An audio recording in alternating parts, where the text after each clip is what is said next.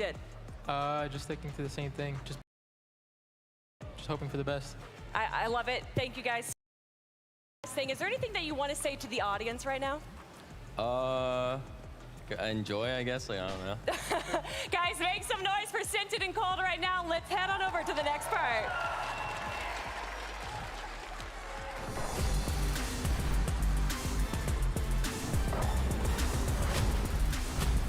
Please welcome Clown and Refscard with a total of 78 points and currently 25th on the leaderboard. These guys will need to climb the ranks today and pop off.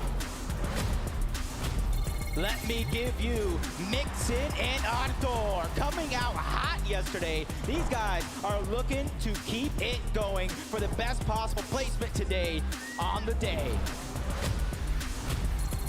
A big welcome to Pars and Rays representing the NA West region. They will need to focus up if they want to climb that leaderboard. Yesterday was, of course, a battle at the drop. Put a warm welcome together for Belusi and Hijo with a central drop on the map. These guys should have a smooth time reaching all the zones and at first place. Vico and Marine, everyone, with the highest single-player elimination count in game number 6. This team has to be ready to keep the ball rolling and try to grab that first place spot.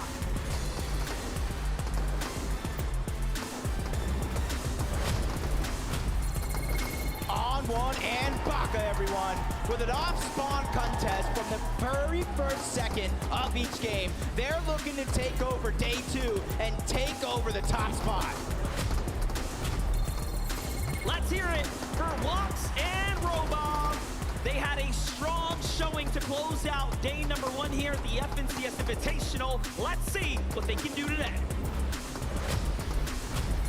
This is Groles and Rifty. These guys got fired up on day 1 and will look to continue that streak today and take home the prize for EU. Let's get a big welcome for Larson and Smite, battling it out at the top of the leaderboard amongst the best of the best. This duo had a lot to say before closing out the evening. Put your hands together for Falconer and Hellfire. This NA West and EU combo cracked the code towards the end of day 1, and let's hope they can keep it going today.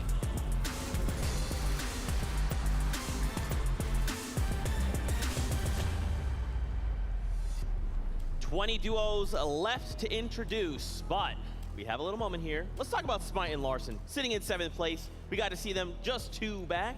How are you feeling about this duo coming into the competition today? Because I have really high hopes. Look, I'm on your boat, Zeke. They're looking strong. They're looking powerful. Winning 4-2 off spawn against Muzz and Looter. Currently in the 7th place spot. I mean, they're doing great. Yeah, they're doing great. Another duo that's doing great as well is, of course, Vico and Marine. We thought they were going to land Tilted Towers yesterday, but they switched it up. They went to the reality tree, and it's working out for them. Of course, Vico with the highest solo eliminations of the day. A 10 elimination game in the final game, so they close things off strongly. Can they pick it up? We'll find out, but first, let's meet the next 10 duos from the FNCS Invitational.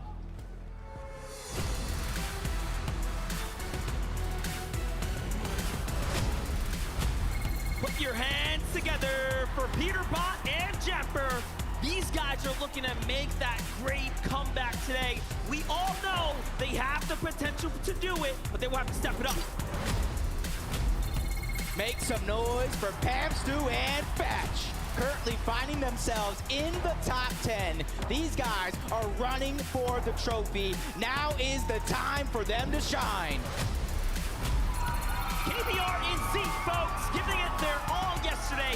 They find themselves as the 6th best team in the tournament so far. They are here to make the Brazilian region proud.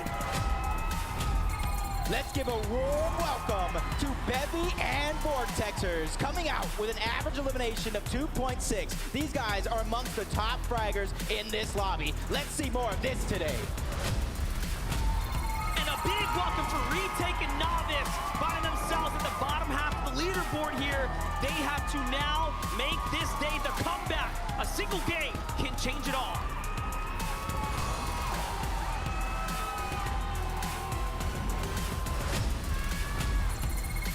give it up for Scram and Jim, showing they belong in this lobby with a top 3 finish in day 1. Will they keep that momentum going?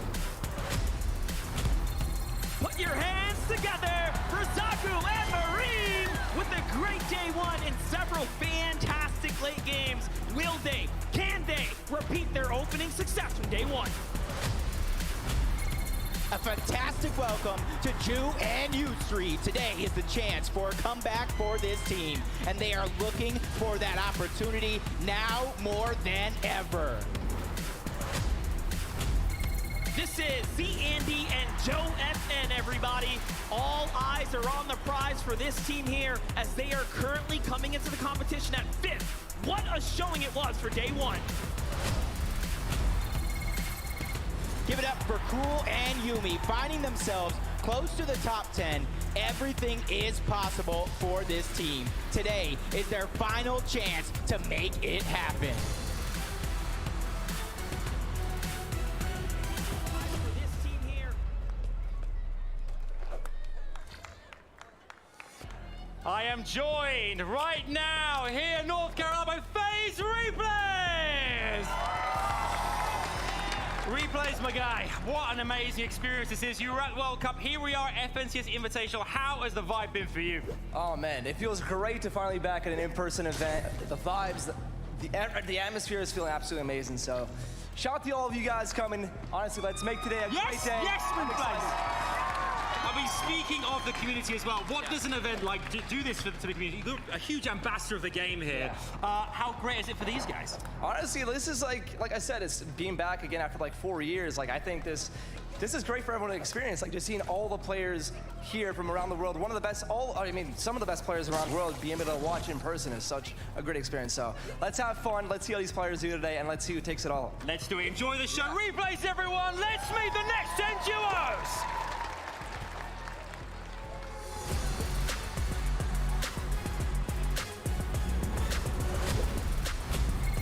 this is King and Ed Lagana with a strong ending on day number 1. The Brazilian duo has to show up and perform even better here on day 2. Can they do it?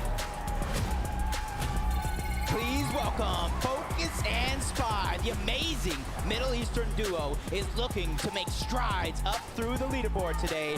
Are they ready to do it? It's Thomas HD and Tripper, folks, with the best average placement of day 1 and a 2nd place finish here. They are locked in and ready to grab that 1st place today. A huge welcome to Macwood and Kanata with an average of over 13 points per game on day 1. They showed they are consistent, but now it's time to pop off. And let's hear it for Acorn and Edgy. Consistency is the key word here. With 3 top 6 performances yesterday, they secured themselves a solid 4th place coming into day 2.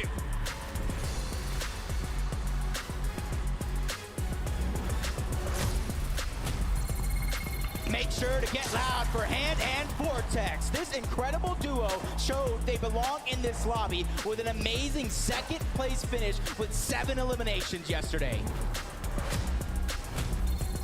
And a big welcome to Commandment and Avery with an amazing Victor Royale on day 1. Commandment and Avery are focused and ready to get even more here for day 2. A duo that needs absolutely no introduction with the clash of the European Titans in Cloudy Condo. Tayson and Chapix are looking to take over. Let's give it up for Maz and Looter with the contested drop spot at the Grim Gables. I am sure we are in for a treat today. It's going to be a hero's effort to take it off. And finally, let's hear it for Bugart and Miro. The fan favorites are ready and looking to make a comeback of a lifetime.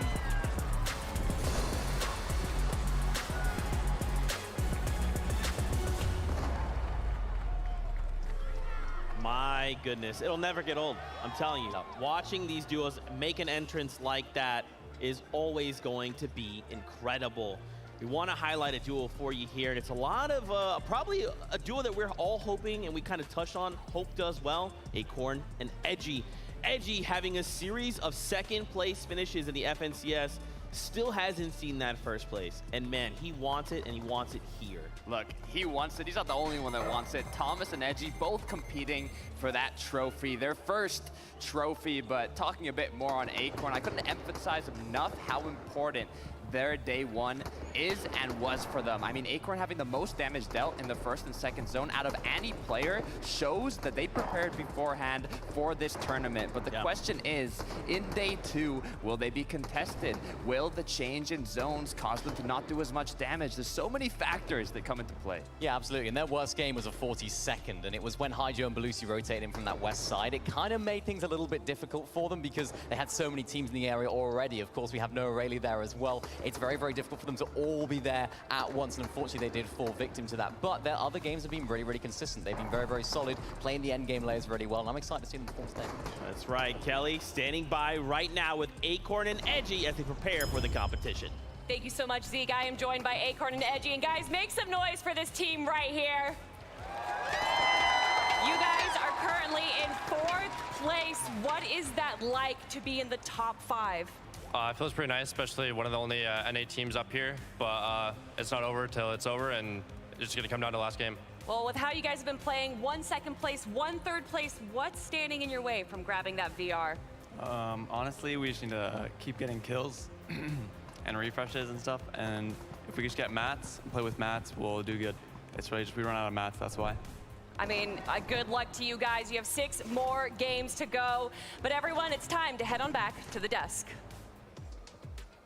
Thank you so much, Kelly. As incredible as always, but it is almost that time to kick off the competition. So why don't we go hang out with Monster, D-Face, and Jacob PR.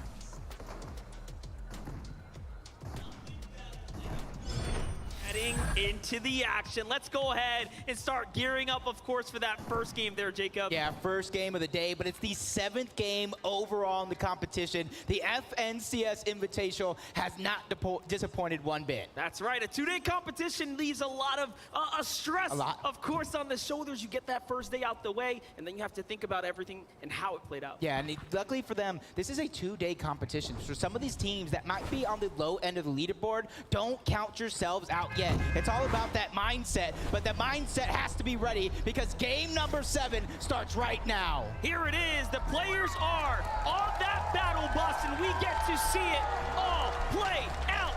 This is it, folks. It's day 2 of the FNCS Invitational, and we are just moments away from jumping off that bus. Let's get it. Yeah, this time around, we got a little bit of a different bus pass than the most of them we saw yesterday. All the way south, moving north. That means Cloudy Condos is going to have action. Greasy Grove is going to have Janice and Vidil, and a lot of time this time around because that's one of the things that I felt like frustrated them a little bit. 5 north zones on the day yesterday. It left them very little time to get things going. But hey, that didn't stop Z-Andy and Joe from doing well. That did not stop other teams that land in those southern areas from performing well. It is all a matter of how you strategize.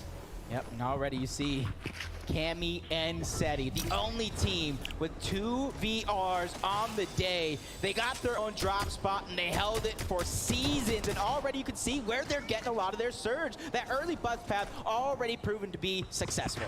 That's right, a great job there, early tag, playing smart, and luckily for us, we get to really pick up where we left off. This fight here for Larson and Smite didn't always go their way. Although they did manage to end inside that top 10 window, it was still very much a competition for them. And I mean, this is the most room we've actually seen them have. Yeah, yesterday you seen like a 4-2 in Smite and Larson's favor.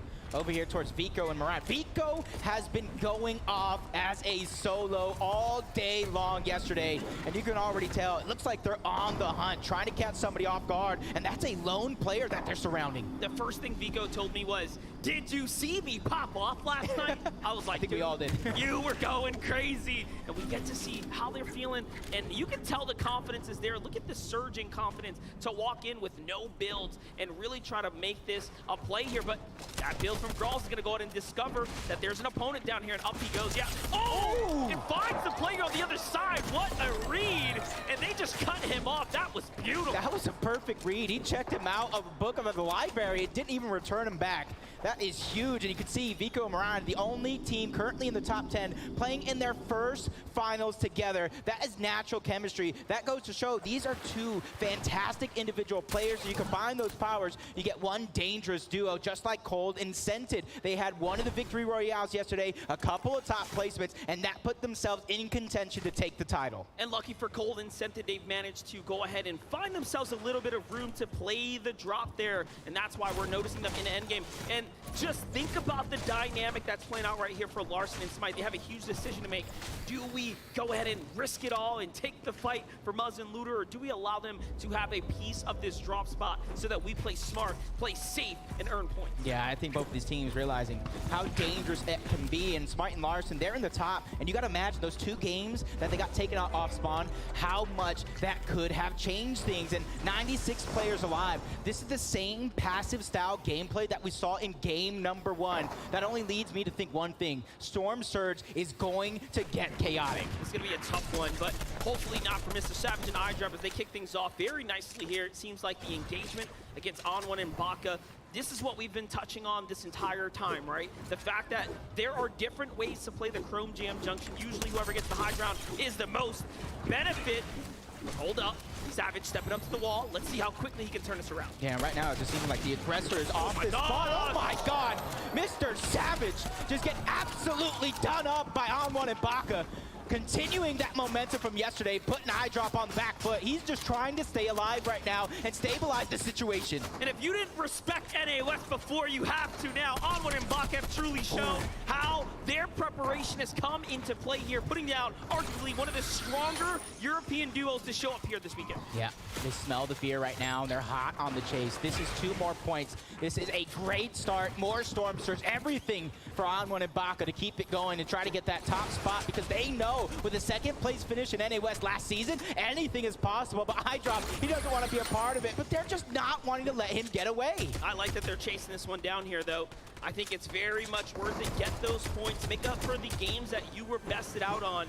And this time around, Baka with the misplay. Everyone close your eyes. You saw nothing. We move on.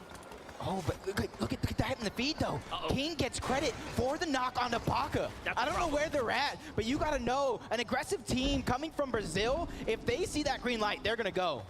They have to weigh their options at that point. Like, what just happened? How did we get that? Okay. Luckily for us, we get to jump on over to Janice and Vadil here at the Reality Falls. This has been a very interesting position for them to play out of, because Vico and Moran have found so much success, and Vadil and Janice are such a great team. It's unfortunate they're being attacked. Yeah, this is what more we were looking towards seeing today. It may have started off a little slow, but Smite and Larson know how dangerous they can be, especially if they have the high ground against Muzz and Looter. But the longer this one takes, it looks like it was a little bit of a north zone. A lot of teams are going to begin to rotate in, so you know as well as I do, the longer you take, the more chance of a third party, and that's going to be Larson and Smite's job right there to try to disengage. But they don't disengage far. They just continuously hold that high ground. Smart of them. They're showing us that they actually want to take this fight. Smite and Larson, some of the most confident players we have actually seen. Yeah, he's not backing down. Looter's like, what's up? You guys want to do this? I play better. Box to box. Come see me. That could have been a key. That could have been a huge key for success for Smite and Larson, because winning those off-spawn exchanges gets you the Storm, so you don't have to worry about it later in the game. But the duo from OCE wants to challenge the NA East. Muzz taking some layers away. Larson just trying to stagger himself. Right there, those angles are going to be so important for both of these teams. And players know better than to go too high as well. You want to make sure you're respecting the distance, not too much. In fact, you get chopped down, but this is a great angle here. Muzz finds a huge tag. He's going to win the exchange there, and luckily, the shots in the distance, probably from King and Ed, do not connect here. Yeah, it's like an Eiffel Tower getting built. You even see those shots already now coming in from all different directions. Everybody wants that surge. They want to have as much flexibility through the mid game as possible. And once again, it looks like Larson and Smite are trying to disengage. They don't want to get stuck in this mess. They felt and dealt with this lobby at the top spot, and they know that you cannot fall behind. You cannot put everything you all have in all one moment. So for them, it's about re-matting up, because you look, they barely have anything. Well, lucky for us, things are going to simmer down, and Taco's going to give us the quick update. But more importantly, it's going to be about some of these Southside teams that are, again, going to be finding themselves making a huge journey towards those North Pulling zones. Joe and Andy specifically, they're sitting right now in that 4th place position on the leaderboard. So it is absolutely crucial for these guys to gather as much materials, as much loot and resources as possible. And that's exactly what Andy and Joe are making sure to take their time to do, because they know they've got quite the journey ahead of them, and they're going to make the most of it. But let's get back to the action. Thank you so much for that breakdown there, Taco. It really does give us the full picture about Joe and Andy's journey in the game here, right? They're one of the few teams, like we said, they, against all odds, perform very well with the zone not landing. Yeah, and you kind of see a little bit of how they're getting that job done, but Smite in the feed, looking like he's already going to take down Muzz, leaving Looter in a 1v2 situation. I'm getting that feeling of deja vu from yesterday where they 1v2'd inside of the cave, but it got really, really dangerous. A great angle for Smite here. He almost catches Ludo off guard. He was so ready, but here comes the defensive shots from down low. He's got to be careful. That wall is not his, and now he has to break through. This is how a pro player turns things around. Larson comes from behind and throws tomatoes on the body just like that. Showing exactly how he's feeling right now, but there goes that first elimination. This is how Muzz went down. He's building in wood. The lack of resources right now. He got did up like a sit-up, sent back to the lobby. Now it's up to Pars. They were in an exchange. He got the knock on to Bailey. The Siphon finally going to come through, and this is a chance for him to slow it down, stabilize here for a moment while he figures out what is next. Alex and Bailey have been contested this weekend. Pars and Raze mixing things up. Seems like they haven't caught a break just yet. But way to kick things off. Raze is down, in fact, as well. So this is a one-on-one type situation. The question is, can he find his way to Reboot? The longer this goes on, the tougher it's going to be for him to go ahead and turn this bad situation around. Yeah, but if they're going to go ahead, and right now Alex has the opportunity with the med miss and the flopper, they can try to get a reboot that is in Storm, but you got to do it sooner rather than later. But it doesn't look like Pars wants to let that one come easy. And you can see the zone on the left. That is going to be another northern zone. So the players that we were talking about, Janice and Vidil, Joe and Andy, and a lot of those teams that are on the southern portion of the map have to go ahead and figure out a way to go ahead and travel as fast as possible yet again. Looks like we're picking up the trend where we left off. This is a full zone pool. But Joe and Andy have already proven to us they know how to play these. One thing we do know for certain is so does Vino and Queasy. When the zone lands on top of them, they have turned all of those games around into excellent end games. We'll see if it ends up happening. Joe and Andy moving from outside the zone. They don't necessarily want to take the fastest course of action to the safety. They have to go a little wide here to give themselves some room. In the distance, Cammy and Seti, so they're hot on their trails as well. And then, of course, Macklin and Kanata here to the left. That's the resistance. Yep, you see Joe and Andy, 5 games with 5+ eliminations on day one. Most of any duo. The consistency coming out of some of these teams is absolutely insane, but jumping on board, Queasy and Vino, our first place team. They got the zone that you talked about, and you can look how they're setting up right on top of the blimp. They're not necessarily together. That way they can continue to maximize their opportunity to get Surge. And they're so far apart. Just look at where Vino is compared to where Queasy was on that mountain. They have that north zone on lock. Here's Edgy and Acorn, one of NA East's only hope inside the top 10 right now. Last game yesterday fell slightly short of their expectations, but one thing I did notice about Acorn and Edgy, they were in the player lounge late last night, VOD reviewing, studying how to adjust their gameplay to never drop another round. If they can put all of those rounds and learnings into play, Game 7, 8, 9, 10, 11, 12. And that VOD review actually paid off, but we've seen this rotate from Cammy and Seti. Everybody's hitting that VOD review after day number 1. They want that free rotation, especially since they are in the storm. But I did see Booga go down. Malibuka getting a knock on to Andalex. But for this team, I love this rotate now. Cammy and Seti were in a different position yesterday. They were down on Surge, but for Trulex and Ticho, they are over 300 above. They have absolutely nothing to worry about other than finding that sweet spot in zone. Here's Colin Scented, playing very smart, taking their time. and of course, hiding out where they can. Another team that is seemingly interested in playing as individuals here. Presented, trusting in his teammate to watch his back while he works on the loot. Tripern and Thomas HD coming in at second place today, finding themselves 19 above the Surge. Big task in front of them, but this is perfect. Talk about a delivery. You find a player, it's Grolls, one that we know was already taken out earlier, so he's gonna have a limited amount of loot to work with. And it seems like Tripern takes the passive route. They find a few tags, they get away. I wonder, is that the pressure of a day 2 finals? Is that the pressure of being in second place coming in? Were they too early? Nah, I feel like this is them right now, feeling that comfortability, the flexibility of being at that top spot. Because you know as well as I do, depending on where you're at in the leaderboard dictates how you have to play coming into day number 2. If you're at the bottom, you got to find a way to mix those eliminations up with some victory royales. But if you're at the top, you can do anything that you want, and that's why that VOD review in the practice is so important. Problem is going to come down to that Storm Surge, though. We'll see what they can do. Seti and Cammy find themselves very far above the Surge, but also deep inside the zone. That's something you don't see very often. That's like water and oil. They don't quite mix. But let's get on over to Brazil region right here of Zeets and KBR. They have big EU players on site here. Refsguard and Clown are going to get burned. Yep, just outside of the zone as well. KBR and Zeet, they have plenty of heals to work with. And that's exactly why they're staggering themselves so far back, 290 above for them. That's a feeling of comfortability as Storm Surge begins to activate. And this is the thing, for those players that are comfortable on Storm Surge, this is an opportunity to look around the lobby, figure out who is struggling, because when that Storm Surge takes their shields down, you hear that crack, you hear that audio cue, and for some of these players, that's a green light. Now we get to tune in. What looks like a little hold up, right? Looking at the loot, weighing the options, nice little pickup there. But hold up, Brazil versus Middle East is going down right now. Spy is on the low ground here with focus there. It's not looking good. PH loses the wall. Quick take there from Spy as he defends off PH, but PH has all the pressure off of his shoulders, and he catches Spy in a fly trap there with a quick finish. And I can hear the Brazilian fans on the other side cheering for PH and Quito. They jump up to 4 eliminations. What a way to continue to climb their way up that top 10. I just preface that type of situation. If you're down on Surge, you almost have to beeline it to the first team, and Cool's even going down backside of zone. Struggles for them.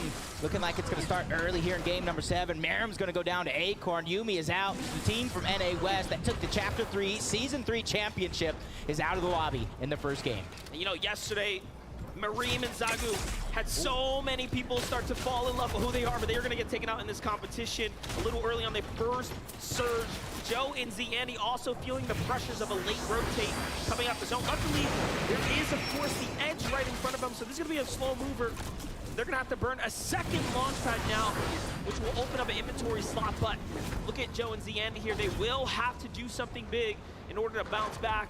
Have Colton sent it off to the side here. Great early builds there. That's the safety play. Don't want to risk it. Not worth it. And you can see right now, since it's pulling so far north, you see Chrome Jam Junction right there.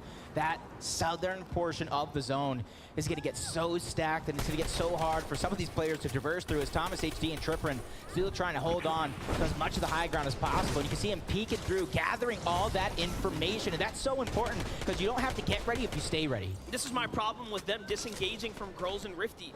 Little did they know, that would have been an excellent fight for them to take. They were just coming off of a reboot pickup, and now looking back at it, they could have used that damage.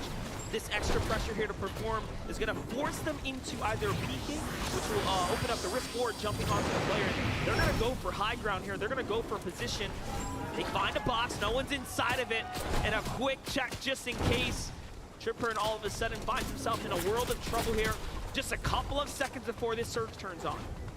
It's huge right now. You see they're just trying to look everywhere. But that's the thing in these stacked lobbies. When you fall behind on Surge, it is so tough to find the shots that you need because everybody's just boxed up. Nobody wants to peek. Nobody wants to bite off more than they can chew, because then that is how you go down.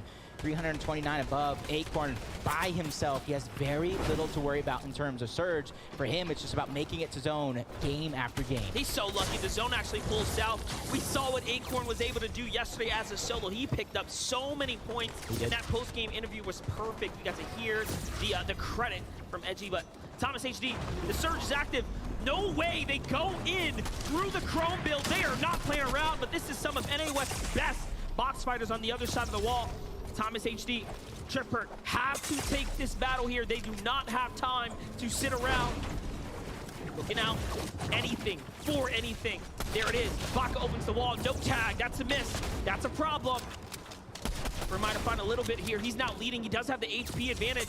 In he goes. The edit comes from the side. A great job. EU. One goes down. Can they turn it around? Baka needs to clutch up here. No HP. Shot from behind as well. He gets the trade. This is such a tough position. He has to try to find a stabilize and find a moment to breathe right now because it was game 5 yesterday. He 1v2'd Mr. Savage and iDrop at the top of Chrome Jam. Now he's trying to do the same thing, but I don't know if he was able to get the opportunity to revive on one.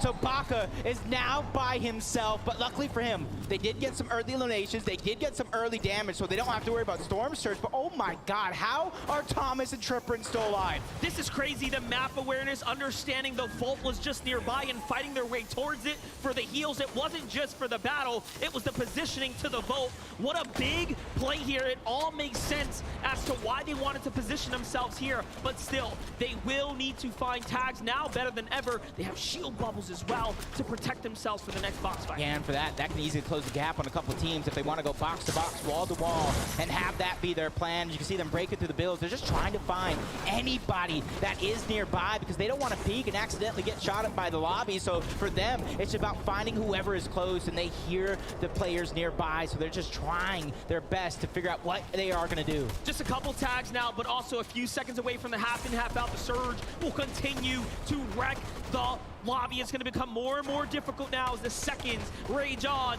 This is game 7 of the FNCS Invitational, and the action is really starting to pick up now. Yeah, Pamstu went down early on. Batch left by himself. A consistent duo on the day, but he is 17 below the damage threshold. Reap in his line of sight. He's trying to hunt, but somebody, that's Seti, who takes that one away. That was Batch's best chance at Storm Surge damage. It's going to go all the way north here. We know Edgy was a solo. Now we have Thatch as a solo as well. A tough position to be in. Take a look at the points. It is looking very much like a 3-way race, continuing the trend here as EU leads the charge right now. Jumping over. Shield bubbles are down. Tripper and Thomas HD has found their next targets, and it's not an easy choice by any means. We are looking at KBR and Zeet on the other side of the wall. And even though for Thomas and Tripper and Storm Surge is not activated right now, they knew where they last stood when it came to that damage. Exactly that. They are still below. It is still a worry for them, and they have to travel through all these players who are actually beating them to the punch. This could get dangerous, but for Janice and Vidil, they have the high ground. They have that perfect opportunity if they're low on Surge to just clean up the lobby. And we wanted to check in with Vino and Queasy. How have they managed to take this zone favor and turn it to their advantage? Heavy material, big HP, well above the Surge, launch pads to work with. This is a story written for them right now. And again, you saw how many points they had leading coming into this. This can only end well for them at this point, but let's go ahead and look at Aqua, Reason, a much different story. This is a team that will play for height, and you can see they're already positioned themselves to do it. But Aqua with a drop shot and now punished for the risk. Was it worth it? Reason has to leave him behind. He turns it around. Another team says, whoa, what are you doing? That's a solo now. And the burning of the mats here to try to survive. That's unfortunate for Aqua. Yep, he was right there trying to chop down, and that was tantalizing him to go for that shot right then and there, and he went for it. That was a huge opportunity. Unfortunately enough, it didn't pay off, but for Acorn and Edgy, they're making it this far. And I've actually seen these guys get knocked a few times throughout this game. That was where Edgy finally went down, but for Acorn, he was one of the biggest damage dealers in the lobby throughout 6 games yesterday. Looking to keep that up for Cammy and Seti. They started the day in third. They moved up to second already, so their game plan is continuing to pay off. And Zeke finds Vico in the feed there too, so things are really starting to get interesting now as we're seeing changes happen. Joe is still in this game as well. Take a look. Acorn as a solo right now, making do with anything, right? Honestly, when we last tuned in, he barely had something, but on high ground, Queasy and Vino have now solidified themselves as the Titans up top. Yeah, that feeling of deja vu sinks in yet again. 6 moving zone. That's the same time they took it yesterday as Thomas and Tripperin. This time around, they're going to have that flexibility because they're 141 above the damage threshold this time, so they don't have to go hunting. They can stay ahead of zone, try to get themselves in a good spot. And what a beautiful way and usage of the shield bubbles to make their rotate on the dead side while using the shield bubbles. Cammy, though, caught slipping there, and Seti is left now as a solo in this endgame to the hands of Larson. Cammy falls. Yeah, and this endgame is just getting so rough. Up and down these mountains. These players are going to have to figure out what they're going to do, especially Tripper, who is out of builds. Him and Thomas have to figure out something, but they have been through the ringer this game. If anybody deserves it, it's them. This is crazy. Tripper and Thomas should not be alive right now, but they are staying up. Thomas, he does it again! True Lex with a huge refresh, and he is back in the game. It will come at the expense of Tripper falling, though. But hey, they have earned points, and now we have another top 3 player inside the game here, keeping up with the pace. Scented, Cold, still alive. 3 Elans as well. Looking to take a fight there, but no. They want to make this rotate. They need to get to the zone. What a great layer change here from Scented, and it's all about smart play from him. Yeah, he had 2 med miss, floppers on the backside of zone. Thomas doing everything he can to stay alive, just like Larson here, who's by himself. 5 eliminations as a team, most of them coming off the back of Larson and that early game start. But first place, Queasy and Vino holding on high to the high ground in the sky. And Brazil is still alive in this game as well. So we have EU, NA, and Brazil all in this same game. You can see the heals coming out from Kitos and PHN there. They still have so much to work with. 2 of our top 5 teams already out. So for Vino and Queasy, they are starting to take away. Tripper holding on with dear life here at 200 points, making sure the gap does not go too far. 6 elims now for a Brazilian duo. Larson has a solo right now, trying to steal away whatever he can get. Only 2 builds of names, trying to play his cards carefully, but somehow Scented. Again, he goes down, but it's Thomas HD with a run of a lifetime right now, going down right before our very eyes. Top 10 finish. Now he's in the top 7 as well, trying to keep it going. KBR, Larson, all these solos coming around. This is going to get good. Oh, right through the chrome, and Vortex puts him down. KBR, it's your turn. Nope, down he goes. And now we're looking at a 2-on-2 +1 in the mix there in the low ground. Queasy and Vino are starting to run out of, Matt's down low, but that's all. They have tons of heals to work with. Meanwhile, Bevies is just clawing his way through the builds here. It is not looking too good. Queasy's gonna get burned there for over peeking down low, but this should be their game. That feeling of deja vu comes in yet again, picking up where they left off from yesterday. But this time, Janice and Vidil, the team from Greasy Grove, making it this far, and it's come down to a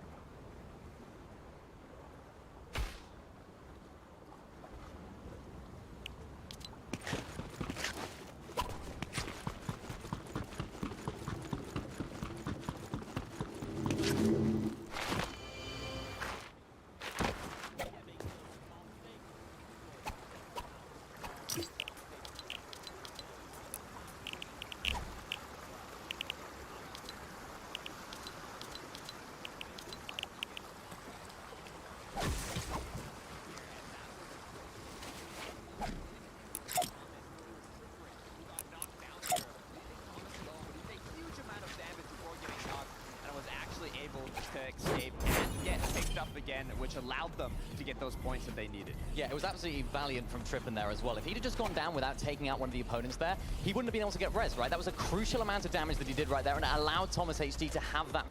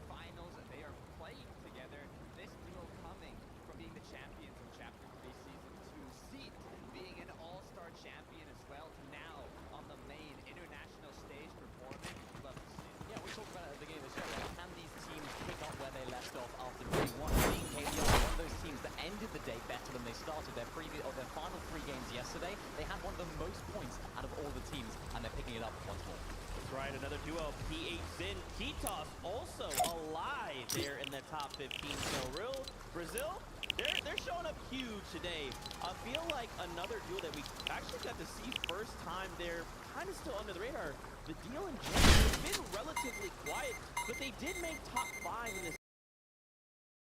Hoping to see out of this duo. Look, they adapted. I saw Janice on social media yesterday. He was like, I don't know what to do. I'm landing in an uncontested spot. The zones are pulling north. I don't have time to get enough surge. I don't have time to get enough damage.